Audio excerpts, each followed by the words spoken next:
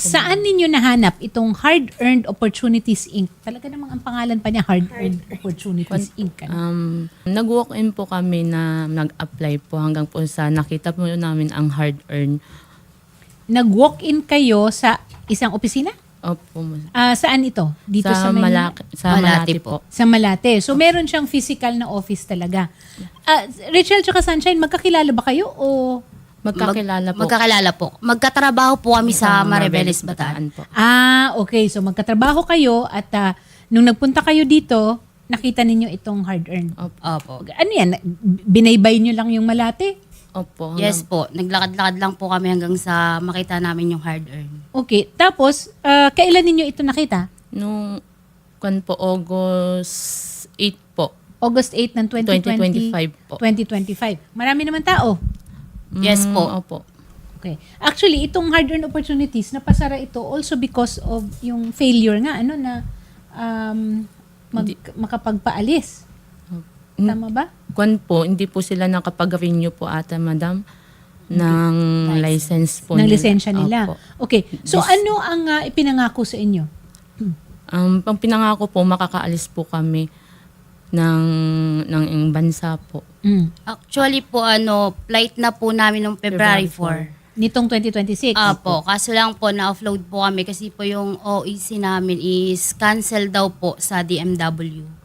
Ano ang OEC? Overseas Employment Yes po. Contract. Yes. So, canceled o fake?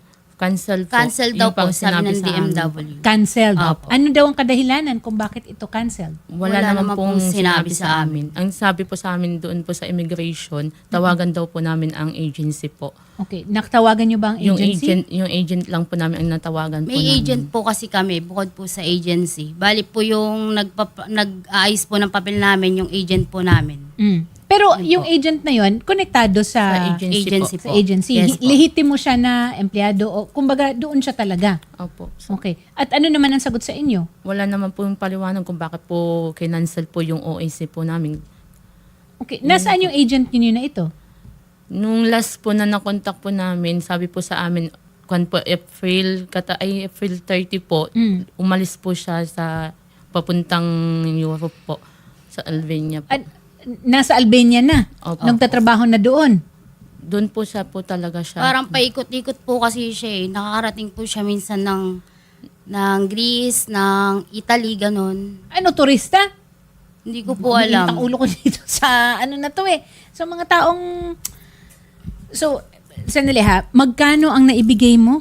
173 po. Yung 173,000 na yon, ilang beses kang nagbayad? Isang beses, isang po. Isang bagsak lang. Bagsakan po. At itong 173,000 na to, ano ang kasama nito? Ticket? Wala pa pong ticket na po. Yung ang binigay lang po sa amin, madam, yung PIDOS, kontrata. Placement fee. Ayun po. Kasama po placement fee Lahat na doon. po. So yung ticket ninyo na paalis, sino nagbayad nun? Si sir po. Yung Yung agent po namin. Agent po namin po. Agent. Opo.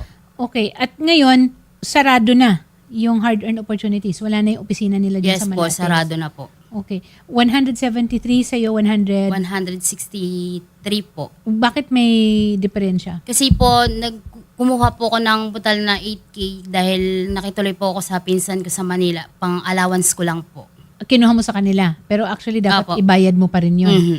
Yes Dapat po. ibayad mo. Dahil po, walang-wala po akong pera nun dahil December, nag-resign po kami sa trabaho sa Maribeles. Ano ba ang trabaho niyo sa Mariveles? Sower po. Sower. So mananahi talaga. Yun Yes sana po. ang next kong tatanungin eh. Nag-a-apply kayo, kukunin kayo. Ano daw ang tatahiin niyo dun sa Albania? Damit po. Damit. Mga damit. Yes po. Garments Mga po. branded siguro na mga ano. Yusek, ito pong kaso po nila, kasi nagbayad sila eh. I understand, di ba dapat walang mga bayad itong mga placement? Ano po ba ang ano natin dito? Yeah, ang placement fee, may regulation tayo dyan at very strict ang ating implementation dyan. In countries where the placement fee is not allowed to be charged, hindi rin natin kinokolektahan dapat ang mga workers.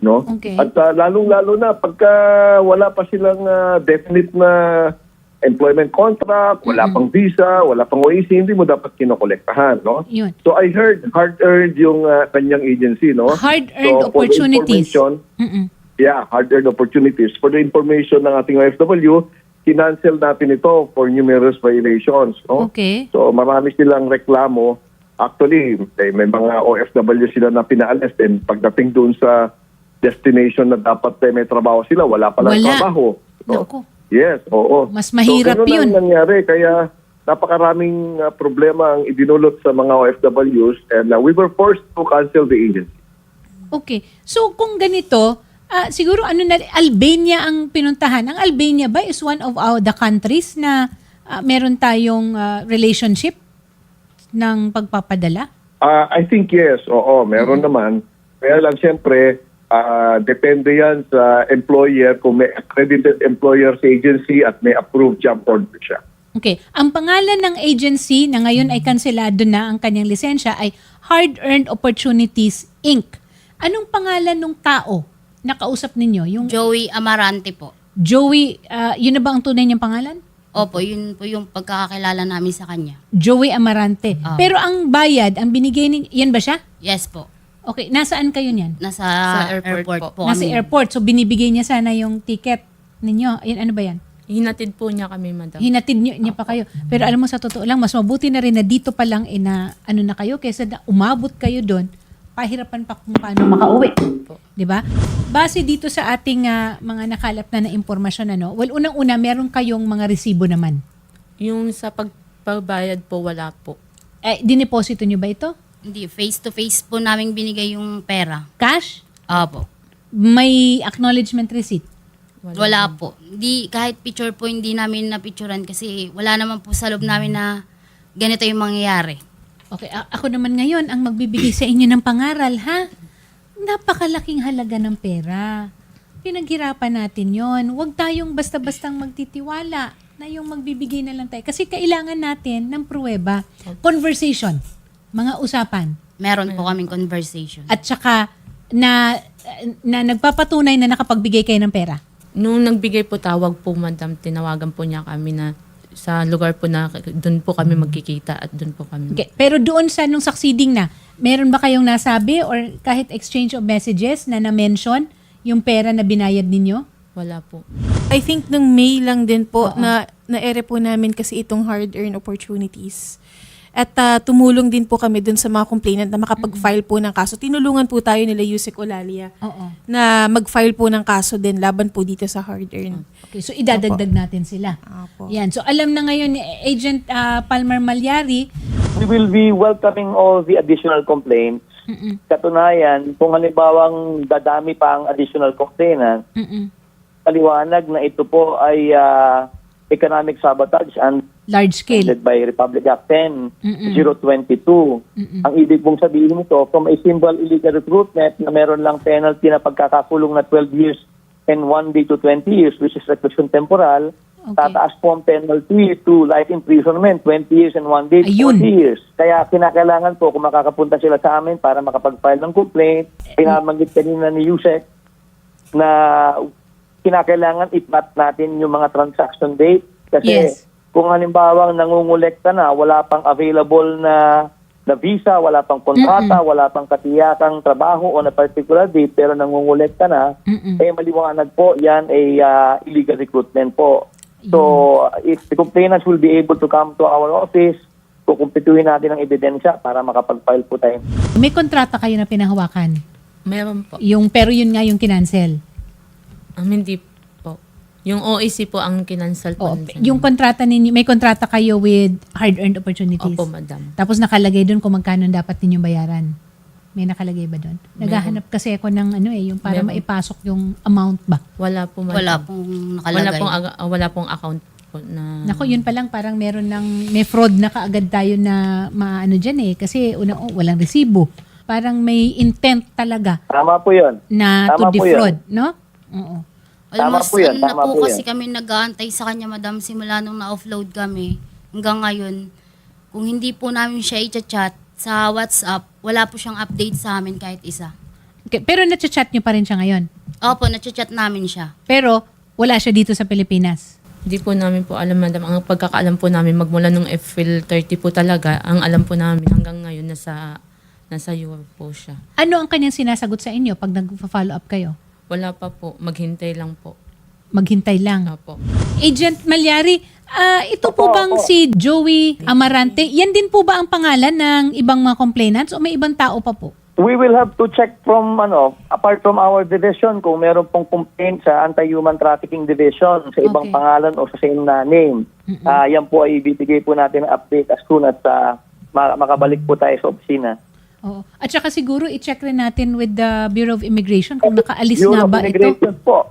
At kung nakabalik na, in fact, parte po ng ating investigation yan, Oo. tukunin natin yung travel history para malaman natin kung saan siya pumupunta at kung nakabalik na po. Yun. Para po sa kaalaman rin ng ating mga netizens, kasi merong nag-chat kanina na sabi, ano ang name ng agent kasi nag-a-apply po kami pa Albania. Mukhang nagiging sikat na destinasyon itong Albania. Please, itong nag-chat na ito, klaruhin at siguraduhin ninyo kung maaari, walang bayad, kung may bayad, resibo at klarong kontrata ng kung ano ang pinapromise sa inyo. No? Para pag naghabulan tayo, medyo meron tayong makaarangkada tayo ng konti. Opo, madam. Oo. Meron ba kayong gustong itanong kay Yusek Bernard? Ang gusto lang po namin, sir, maibalik po sa amin yung binayad po namin para maibalik din po namin sa lending, Sa lending po na pinagloanan namin. Mahirap namang ding i-sugarcoat, ma'am. Leveling of expectations lang, no? Yes. Kakasuhan, mahabang proseso, kung meron mang maibabalik, hindi natin alam kung kailan at kung magkano kasi ang dami ninyo. Opo. Pero ang mahalaga is naisampa natin. Maisasampa natin. Hinahabol na nga po kami, madam, nung lending eh. O kasi ang lending walang kinalaman dun sa transaction Yes, ninyo eh. opo. Pero bawal rin ang lending ha na anuhin kayo, iharas-haras kayo. Bawal rin yun ha. Opo. Na yung mayat-maya o di kayo iponopost kayo sa mga social Wala media, naman po. yung mga ganyan, bawal yun. Yusek Bernard, meron pa po ba kayong gustong idagdag para rin lang sa kaalaman po ng ating mga would-be or yung mga nag-aambisyon po na makalabas ng bansa? Yeah, unang-una, salamat po sa programa ninyo, no, na napakalaking tulong po ito. Pangalawa, sasampahan po natin ng kaso, no, yung nanloko sa kanila, no, dahil may mga nakapending na tayo actually, may mga naisampa na tayong kaso, pero hindi tayo titigil, hindi nangangahulugan na dahil kanselado na yung lisensya ng ng agency na ito, ititigil na tayo, hindi, no? Yes. Iba yung criminal case, no? So, tutulungan natin yung ating OFW na makuha yung hustisya para sa kanila, puhulihin natin yung mga nambiktima sa kanila at nang sa ganon makakuha tayo ng hustisya. At syempre, kasama na rin doon yung pagkuha nung naibayad, no? Sakali may naisampang criminal case, kasama na yung civil damages doon, no?